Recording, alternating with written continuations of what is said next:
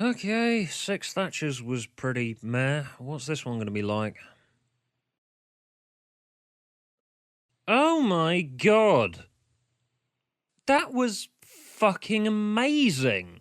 Yeah, it's a damn shame the series opener was so weak, because I guarantee that lots of people probably didn't bother watching Lying Detective on broadcast night, but if you enjoyed the Doctor Who episode Heaven Sent, I'd highly recommend this one, and it is proof to me that Moffat is now... Finally! I've been waiting for this for so fucking long, growing as a writer.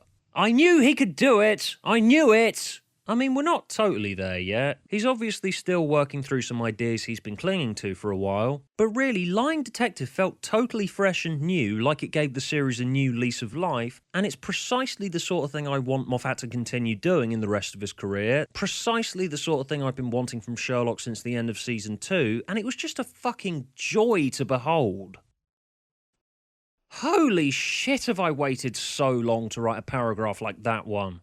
Okay, let's not just jerk this off, let's justify it. Okay, so my heart kinda sank when Mary got killed off at the end of Six Thatchers, not because I cared that her character died, but because past experience had taught me that when something massive like this happens, the Sherlock universe overindulges in itself, and we reach a point where we're even less likely to get a nice and concise mystery-solving episode of Sherlock with no fanbait crap, and I could just picture the next episode being 76% composed of John being all sad and mopey, and a conciliatory bit of Sherlock solving the case of the man who died after being stabbed or something.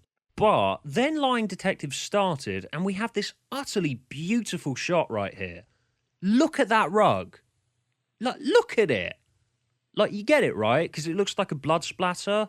Seriously, this fucking rug is amazing. Being serious here, it was totally worth killing off Mary just to get a shot of this beautiful rug. In fact, I love this shot so much that I seriously think the Sherlock Season 4 DVD box art should have the one with the fucking amazing rug in it on the cover. Anyway, so John has a really nicely written heartfelt little talk with his therapist, and there's a bit where he's talking to a hallucination of his dead wife, which was surprisingly enjoyable. It's well paced, well directed. In fact, I was actually annoyed when it got interrupted when the plot showed up.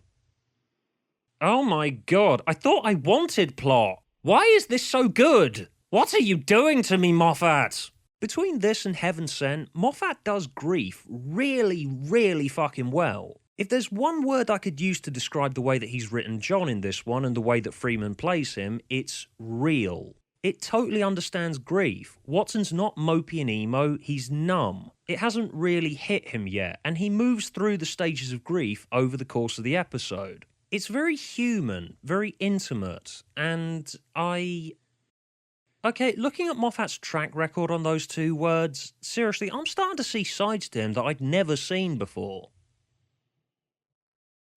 Oh my god, this rug is fucking gorgeous! Anyway, then 10 minutes in, we get introduced to our plot. Holy shit, it only took 10 minutes to get to our plot? What is this, sanity? Anyway, so Culverton Smith is a beloved public figure who's secretly hiding psychopathic tendencies. Or is he? And he's played masterfully by Toby Jones, who, it was like he was fucking born for this role. And when you set his incredible performance alongside some of the best music I've heard in a detective show, Okay, just listen to this a sec. I'm terribly sorry.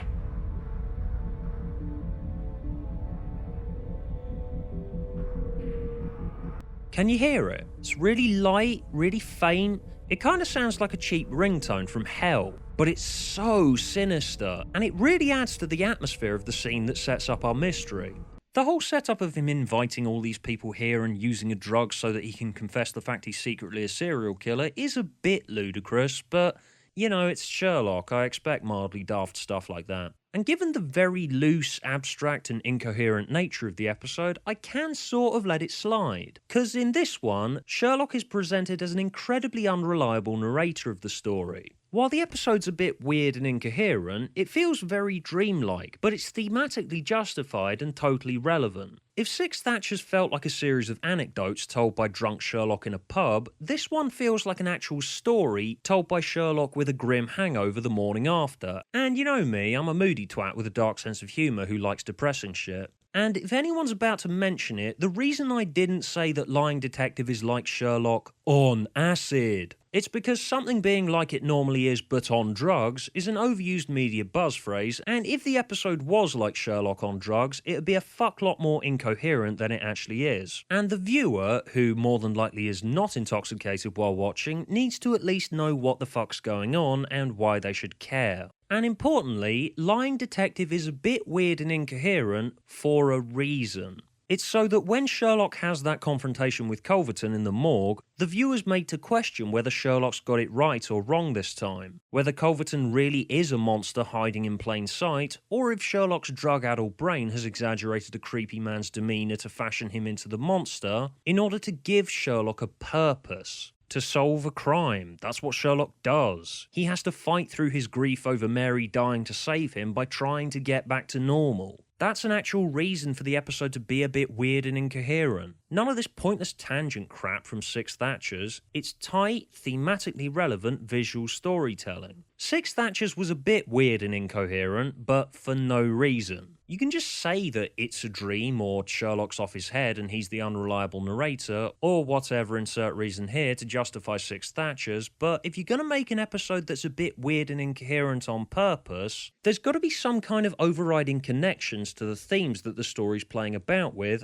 otherwise you're just making up reasons to get away with lazy storytelling, which is what happens all the fucking time when people try and defend sloppy writing, editing and directing like Six Thatchers. If there's no reason for it to be weird and dreamlike, then why do it? This is how you do it. And Cumberbatch is just fucking killing it in this episode. In every scene here, especially where he's talking to Faith at the beginning, he's fucking intense. I really like this reckless Sherlock who just doesn't give a fuck anymore. And in this one, he's actually made up to look like a delusional drug addict. He hasn't shaved, he hasn't changed his clothes in days, he looks dishevelled and sleep deprived. Oh, and I love that joke where he knows that he's being tracked by Mycroft, so he spells out the words fuck off with his movements on the GPS tracker. It reminded me of a really funny British comedian who was a huge influence on me called Dave Gorman, who kind of already did that on his TV show a couple of years ago, but it got a laugh, and as said, Cumberbatch is fucking killing it this week, so I don't mind.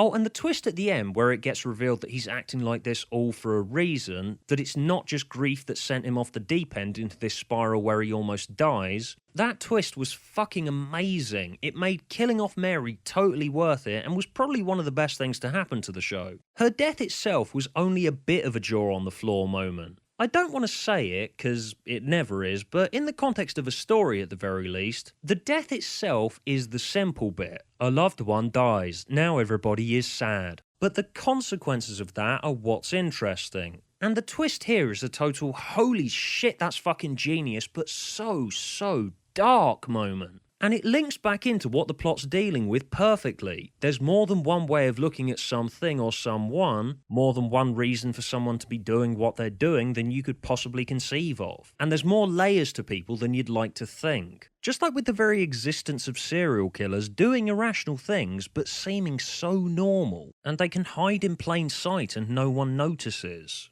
I wasn't sure at first whether we were headed down the Jimmy Savile parallels with Culverton. You know, he's northern, a philanthropist, a bit creepy looking, hiding some very dark, monstrous desires. But then we end up with Sherlock giving a speech in a children's ward that Culverton funded himself, in which he basically outright admits to being a serial killer without directly saying it, and the Jimmy Savile parallels become blindingly obvious.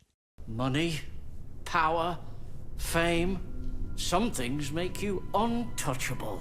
But it doesn't matter that they're blindingly obvious, because for one thing, no one outright says it, and two, because of why and how they've set this up. And also I was impressed that this is a BBC show doing this at all, because the wounds of the Jimmy Savile scandal are still fresh, and it perfectly ties in with the episode's themes of duality. Lying Detective is very similar to a recent Black Mirror episode, Playtest, in that it curates something that feels so real, but it plants enough seeds of doubt in the viewer to make you question its veracity. Even though you should be totally certain that Sherlock's right, because it's already been established that he's always right about everything, even earlier in this episode we had a load of really punchy jokes about just how easily Sherlock's able to predict Watson's movements, even though Watson's grieving and Sherlock's off his face, which should mean all bets are off. All of those jokes were amazing, by the way. I had no idea how it worked or the logic behind it, but he's like a magician, you know? Sherlock is meant to be a lot smarter than you. He's meant to confound you.